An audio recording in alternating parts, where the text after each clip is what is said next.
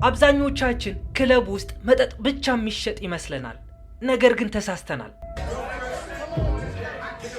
መጠጥ ማለት ሰዎችን በዋናው በር በኩል እንዲገቡ የሚያደርግ ማባቢያ ነው። በሩን አለፍ ብላችሁ ከገባችሁ በኋላ ያያችሁት ነገር ነው ትልቁ ብር የሚገኝበት። ምክንያቱም ክለብ ውስጥ እጅግ በጣም ውድ የሆነው ነገር ያ የሚሸጡልን ዊስኪ ወይም ሌላ የአልኮል መጠጥ ብቻ አይደለም፣ ያ ደስታ ብለን የምንጠራው ነገር ጭምር እንጂ። አያችሁ፣ እዚህ ክለብ ውስጥም ውዱ ነገር መጠጥ ሆኖ አያውቅም፣ አክሰስ እንጂ።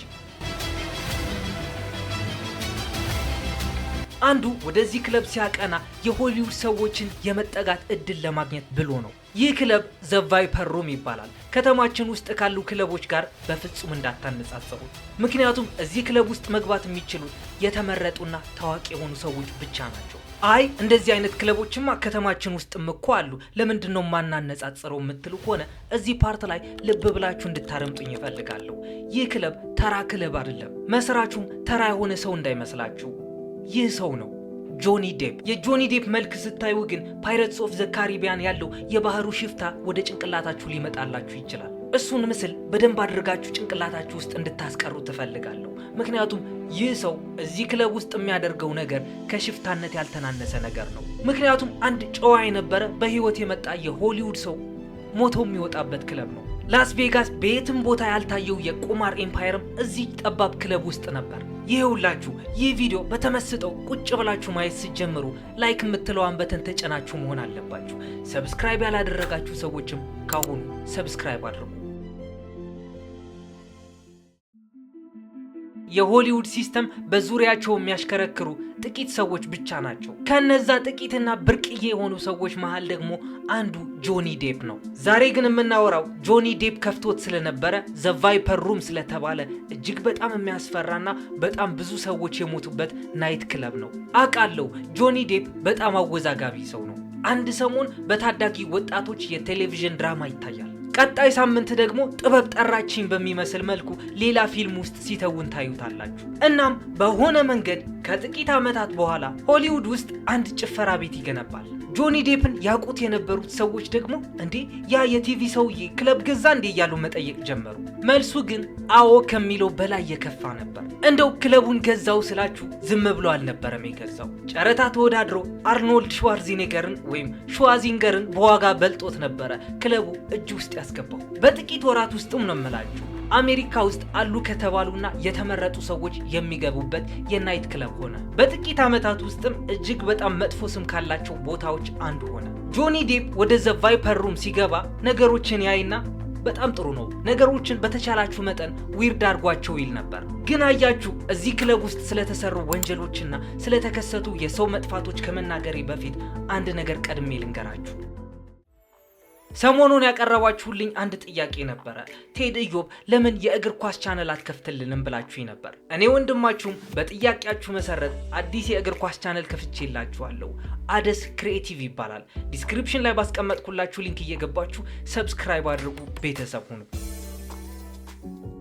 ዘ ቫይፐር ሩም በታዋቂ ሰዎች ከመጥለቅለቁ በፊት ያ ህንፃ በጣም ብዙ ታሪኮችን አሳልፏል። የተገነባው በ1921 ነበር። በዛን ሰዓት ምንም አይነት ልዩ ነገር አልነበረውም። እንደውም በዛን ሰዓት አትክልትና ፍራፍሬ ይሸጥበት ነበር። ይህ ክለብ የተገነባበት ቦታ ደግሞ በሆሊውድ በስተ ምዕራብ በኩል የሚገኝ ሳንሴት ቡለቫርድ በተባለ ቦታ ነበር። ይህ ቦታ ደግሞ በጣም እየተቀየረ ነበር የመጣው። በተለይ በ1940ዎቹ የሆሊውድ ናይት ክለብ ላይፍ የሚባለው ነገር በአጠቃላይ ተቀይሮ ነበር።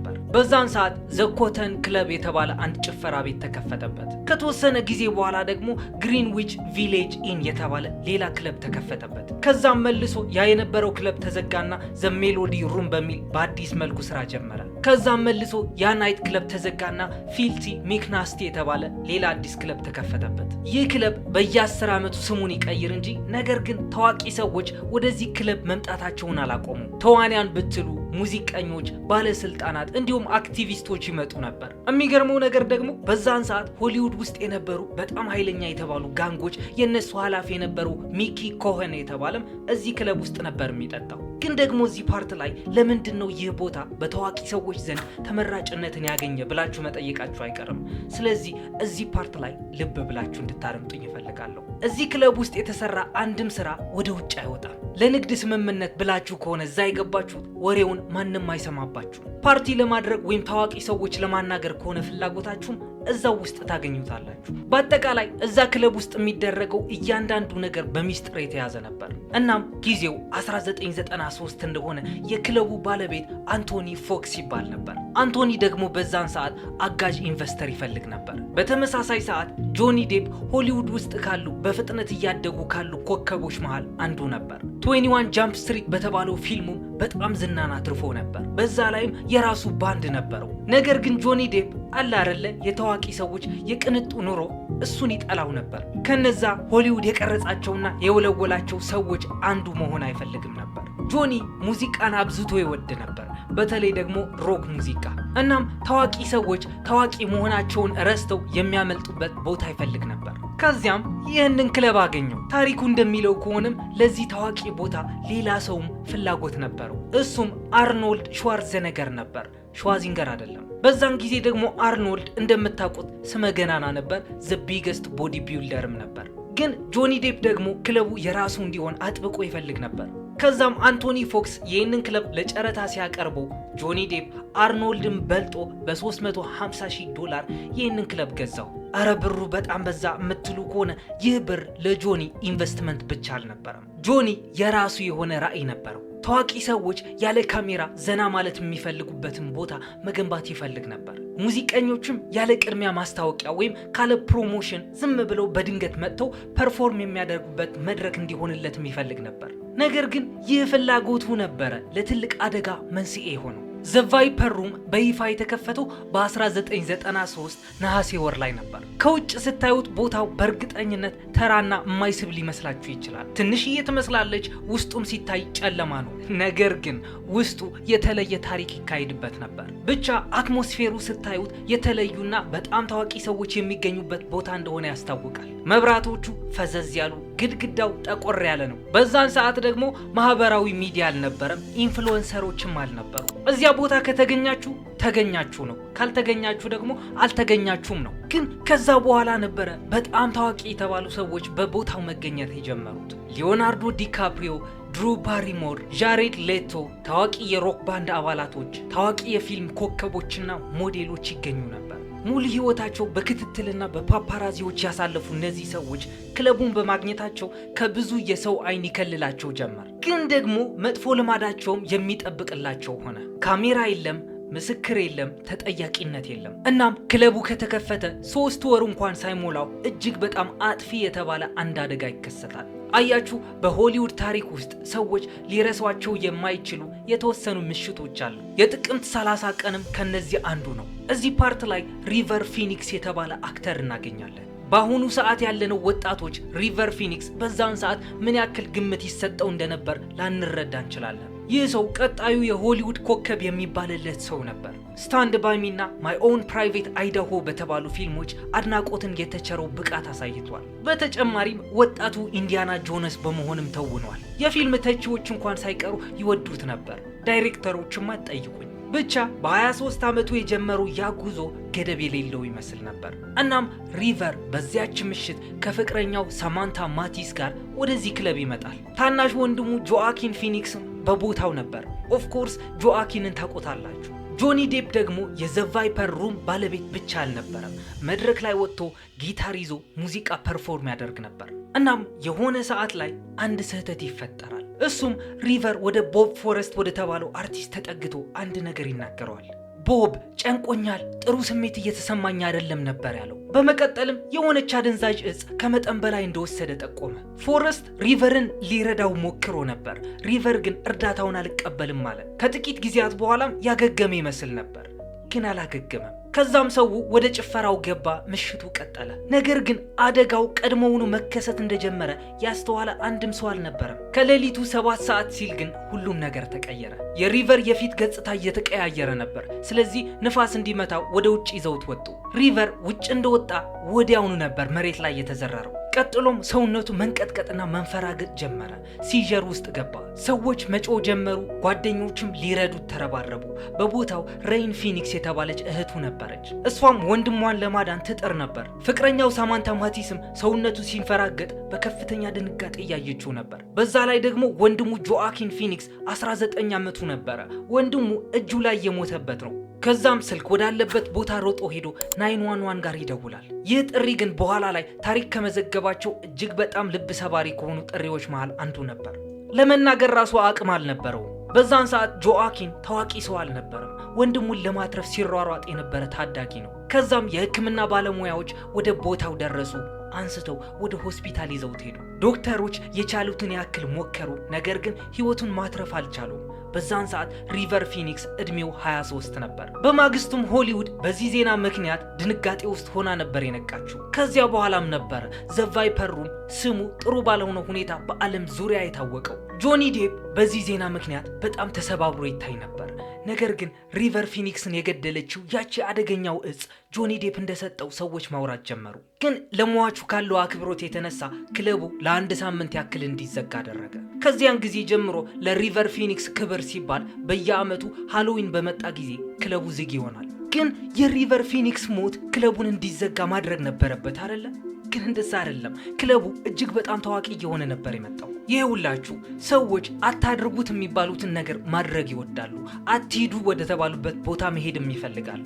ለዚህም ነው ክለቡ እንዴ ሪቨር ፊኒክስ የሞተበት ክለብ እኮ ነው እያሉ ወደዛ መሄድ ጀመሩ። ከዚህ ከተናገርኩት ነገር ተነስታችሁ እንዴ የጥፋቱ ምዕራፍማ ገና መጀመሩ ነው ማለት ትችላላችሁ። ምክንያቱም በቀጣይ ታዋቂ ሰዎች በተገኙበት የልደት ስነ ስርዓት ላይ አንድ ሰውን ሰለባ ለማድረግ ይህ ክለብ ዝግጅቱን ጨርሶ ነበር። አያችሁ በ1990ዎቹ የክለቡ የፊት ገጽታ ከጆኒ ዴፕ በላይ ማንም መሆን አይችልም ነበር። ሊዮናርዶ ዲካፕሪዮ የሆሊውድ የወጣቱ የፊት ገጽታ ነበር ከተባለ ጆኒ ዴፕ ደግሞ ነፍሱ ነበር። ጆኒ ዴፕ ማለት ይኸውላችሁ ጆኒ ዴፕ ማለት ከሆሊውድ ጋር ለመገጣጠም ምንም አይነት ጥረት አያደርግም ነበር። ነገር ግን ሆሊውድ ራሷ ከሱ ጋር ለመገጣጠም በጣም ትጥር ነበር። ሙዚቀኞች ይወዱት ነበር፣ ተዋናዮች ያደንቁት ነበር። አለች የተባለች ሞዴል በዙሪያው መሆን ትፈልግ ነበር። ይህ ሁሉ ተጽዕኖ ደግሞ ከሁሉም ቦታ በላይ በዘ ቫይፐር ሩም ጎልቶ ይታይ ነበር። እናም ጥር 16 ቀን የሆነ ነገር ሊከሰት ጥቂት ቀርቶት ነበር። በዛን ሰዓት ጆኒ ዴፕ ኬት ሞስ የተባለች የፋሽን ሞዴል ፍቅረኛ ነበረችው። ልደቷ በዘ ቫይፐር ሩም ለማክበር ወስና መጥታለች። በዛን ሰዓት ደግሞ ክለቡ በጣም በታዋቂ ሰዎች ታጭቆ ነበር። ከነዛም አንዱ ጄሰን ዶኖቫን ይገኝበት ነበር። ጄሰን ዶኖቫን ከዚህ በፊት ስሙ በጥሩ ሁኔታ ነበር የሚነሳው። ነገር ግን እዚህ ቦታ ላይ መገኘቱ የሆነ እንግዳ ነገር ነበር። ግን ደግሞ በዛን ሰዓት በሆሊውድ ኮከቦች ስለተከበበ የሰዎችን ባህሪ የመኮረጅ ተፈጥሯዊ ስሜት አደረበት። እናም ማን እንደሰጠው የማይታወቅ አንድ ሐሺሽ ወስዶ ኦቨርዶዝ አድርጎ መሬት ላይ ተዝለፈለፈ። በዛን ሰዓት የልደት መዝሙር እየዘመሩ ነበር። ሰዎች ደግሞ ጄሰን ዶኖቫን መሬት ላይ ወድቆ ሲያዩት የሪቨር ፊኒክስ ሁኔታ እንዳይደገም እየጸለዩ ነበር። ከዛም 911 ጋር ተደወለ። የሕክምና ባለሙያዎችም በቦታው ደረሱ። ይህ ሰው ኦቨርዶዝ አድርጓል አሉ። ደስ የሚለው ነገር ግን ይህ ሰው አልሞተም፣ በህይወት ተረፈ። ምክንያቱም እንዴት መሰላችሁ? የሪቨር ፊኒክስ ህይወት ያለፈችው ከ1 ዓመት ከ2 ወር በፊት ነበር። ስለዚህ እዛ ክለብ ውስጥ የነበሩ ሰዎች ያ ቀድሞ ያጋጠማቸውን ትራውማ ከጭንቅላታቸው አልወጣም ነበር። ዶኖቫን የታከመበት ሕክምናም ሪቨር ፊኒክስ የታከመበት ነበር። ነገር ግን ዶኖቫን ከታከመ ከጥቂት ሰዓታቶች በኋላ ነበረ ከሆስፒታል የወጣው። ግን ደግሞ የሚገርማችሁ ነገር የክለቡ ዝና ማደጉን ቀጠለ። በሹክሹክታ የሚወሩ ክለቡ ውስጥ የሚደረጉ አንዳንድ ነገሮች እኮ አሉ፣ መጽሔት ላይ ጋዜጣ ላይ የማይወጡ ነገሮች። ነገር ግን እንዲህም ሆኖ ነው የምላችሁ ሰዎቹ ወደዚች ትንሽዬ ሲኦል ለመግባት ይጋፉ ነበር። ይቺ ክለብ ትንሽዬ ናት ስላችሁ ከ250 ሰዎች በላይ መያዝ አትችልም። ሆኖም ግን እነዛ አጭቃ የምትይዛቸው 250 ሰዎቹ የሆሊውድ ሰዎች ናቸው። የኦስካር አሸናፊ፣ የግራሚ አሸናፊ፣ ሞዴል፣ አርቲስቶች፣ ዲዛይነሮች፣ ብቻ ዳይሬክተሮችም አንዳንድ ተሰጦ ያላቸውን ሰዎች ለመመልመል እዛ ይገቡ ነበር። ግን ደግሞ እዚህ ፓርት ላይ አንድ ሰው የማይመቹና በጣም አስቸጋሪ የሆኑ ጥያቄዎችን ማቅረብ ጀምሮ ነበር። እነዚህ ጥያቄዎች ደግሞ የጠቅላላው የንግድ ስራ እጣ ፈንታ አደጋ ላይ የሚጥሉ ናቸው። ይህ ጠያቂ ግን ማን ነው የምትሉኝ ከሆነ ስሙ አንቶኒ ፎክስ ይባል ነበር ነው ያልኳችሁ። ምክንያቱም ይህ ሰው እነዚህ ጥያቄዎችን ካቀረበ በኋላ የት እንደገባ አይታወቅም። አያችሁ፣ የሪቨር ፊኒክስ ሞት በጋዜጣዎች ላይ ሲለጠፍ፣ ነገር ግን የዚህ ሰው መጥፋት ደግሞ ከሱ በላይ ገኖ ነበር ዜና የሆነው። በነገራችን ላይ የአንቶኒ ፎክስ መጥፋት እስካሁን ድረስ ያልተፈታ እንቆቅልሽ ነው። ግን ይህ ሁኔታ ደግሞ እንዴት እንደተፈጠረ ላስረዳችሁ። 2000 አካባቢ ላይ አንቶኒ ፎክስ የጆኒ ዴፕ የንግድ ስራ ባልደረባው ነበር። አንቶኒ ፎክስ ከጠየቃቸው ጥያቄዎች መሃል አንዱ ደግሞ ክለቡ የሚሰራው ብር የት ነው እየገባ ያለው የሚል ነበር። ይህ ጥያቄም ነበር እሱን አደገኛ ሰው ያደረገው። ዘ ቫይፐር ሩም ደግሞ ዝም ብሎ ተራ ክለብ እንዳልሆነ ነግሬያችኋለሁ። በቀን በ100 ሺዎች ዶላሮች ነው የሚያስገባው። ይህ ክለብማ በደንብ ኦዲት መደረግ አለበት ብሎ ወሰነ። እናም 2000 ላይ በጆኒ ዴፕ እና በሌሎች የንግድ አጋሮቹ ላይ ክስ መሰረተ። ጉዳዩ ወደ ፍርድ ቤት እያመራ ነበር። ጠበቆችም እየተዘጋጁ ነበር። ሰነዶችም በጥንቃቄ እየተመረመሩና ምስክሮችም መጥተው ቃላቸው ይሰጣሉ ተብለው እየተጠበቁ ነበር። ከዚያ በኋላ ግን አንቶኒ ፎክስ በድንገት ጠፋ ተባለ። የአብዛኞቹ ሰዎች የመጥፋት ታሪካቸው የሚጀምረው በግርግር በመጠለፍና በስልክ ጥሪ ነው። የአንቶኒ ፎክስ ጉዳይ ግን በጸጥታ ነበር የጀመረው። የጠፋው ታህሳስ 19 2001 ላይ ነበር። ከጆኒ ዴፕ ጋር ምንም አይነት ጭቅጭቅ አልነበራቸውም። አጠራጣሪ ሁኔታ ውስጥም አልገቡም ነበር። በዛን ሰዓት ደግሞ የፍርድ ቤት ቀጠሮ ነበረው። ዳኞቹ ቁጭ ብለው ሲጠብቁት ሊመጣ አልቻለም። እንደነገርኳችሁ ይህ ኬዝ ለወራት ያክል ነበር ሲዘጋጁበት የነበረው። አንቶኒ በዛን ሰዓት የሚያውቀው ሁሉ ሊዘረግፍ ተዘጋጅቶ ነበር። ነገር ግን እሱን ዘረገፉት። ከሳምንታት በኋላ ግን መርማሪዎች የአንቶኒ ፎክስ መኪና በብዙ ማይሎች ርቃ ካሊፎርኒያ ውስጥ ተገኘች። መኪናው ውስጥ ምንም አይነት ፍንጭ ሊሰጣቸው የሚችል ነገር አልነበረም። እናም ከዛ ጊዜ በኋላ ጀምሮ ነበረ ኬዙ ተስፋ አስቆራጭ መሆን የጀመረው። አንቶኒ በገዛ ፍቃዱ ነው ህይወቱ ያጠፋው ወይስ ሸሽቶ የጠፋው የሚለው ነገር በሰው ጭንቅላት መፈጠር ጀመረ። አንዳንድ ሰዎች የሚያወሩት ነገርም አለ። አንቶኒ ፎክስ በእርግጠኝነት ተገድሏል። ሬሳው የተቀበረውም በዘ ቫይፐር ሩም ክለብ መሬት ስር ነው ይላሉ። የሚገርመው ነገር ደግሞ እዚህ ቤት ውስጥ ታላቅ የሆነ የቁማር ኤምፓየር ነበረ። ይህ የቁማር ኤምፓየር ለመፈራረስ ምክንያት የሆነውም ኤፍቢአይ ራሱ ነበር። በዚህ ሰዓትም ነበረ የጆኒ ዴፕ ፍላጎት እየተቀየረ የመጣው። ምክንያቱም የሱ ፍላጎት ይህ ክለብ የቁማር ኤምፓየር እንዲሆን አልነበረም። ከዛም 2004 ላይ የነበረው የዘ ቫይፐር ሩም ድርሻ ለአንቶኒ ፎክስ ልጅ አሳልፎ ሰጠ። ክለቡ መኖሩን ቀጠለ። ነገር ግን የጆኒ ዴፕ እጅ ግን ከዛ ክለብ ወጣ። ዘ ቫይፐር ሩም በሆሊውድ ውስጥ ካሉ እጅግ በጣም እንግዳ የሆኑ ክለቦች አንዱ ነው። የክለቡ ስም ለአንድ የሆሊውድ ታዋቂ ሰው ብትጠሩለት የሪቨር ፊኒክስ ስም ነው የሚጠራላችሁ። ለሌላውም ብታነሱለት ደግሞ የጆኒ ዴፕ ስም ይጠራላችኋል። ሌሎች ደግሞ አንቶኒ ፎክስን ያስባሉ። ሌሎች ደግሞ እዛ ውስጥ ይካሄዱ ስለነበሩ ቁማሮች ያስባሉ። እናም እስካሁን ድረስ የለፈለፍኩትን ነገር ከተመቻችሁ ኦፍኮርስ ይመቻችኋል። ይህ ቪዲዮ እስካሁን ድረስ ቁጭ ብላችሁ እያያችሁት ከሆነ ላይክ ያላደረጋችሁ ሰዎች፣ ሰብስክራይብ ያላደረጋችሁ ሰዎች አሁኑኑ በተኖቹን ጠቅ አድርጓቸው። አዲስ የከፈትኩላችሁ ቻናል ደግሞ ዲስክሪፕሽን ላይ ሊንኩ አስቀምጬላችኋለሁ። እየገባችሁ ሰብስክራይብ አድርጋችሁ ቤተሰብ ሁኑ። ቀጣይ በአበደ ስቶሪ እስክንገናኝ ድረስ ሰላማችሁን ያብዛልኝ። ይመኝ